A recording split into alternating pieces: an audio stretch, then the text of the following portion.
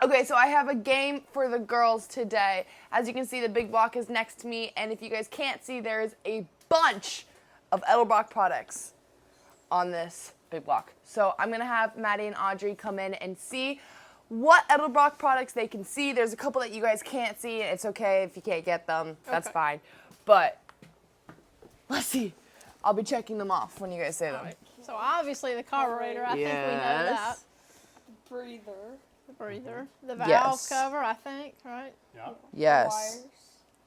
The Yes. I believe the heads are as well. Yes. Okay. The Let's see, what else? distributor, that was called. Yes. I think the wires are too, right? Mm-hmm. Okay. Oh, wow. Okay.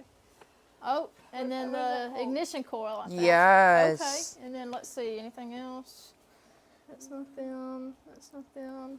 Have we already said water pump? No, we haven't. Okay. Good And catch. fuel pump too. I see Yeah. that. Okay. Anything else? There's Anything on that side? 3 things inside that I'm considering that you guys won't be able to, but it goes with the water pump and the fuel pump. Is there like a chain in here or something? Okay, I can give it to you. I can give it to you. Okay. The water pump.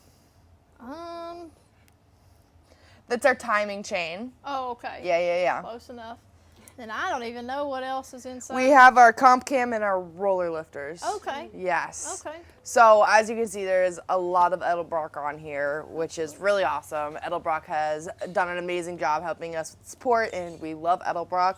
So how much Edelbrock products can you actually fit on a big block?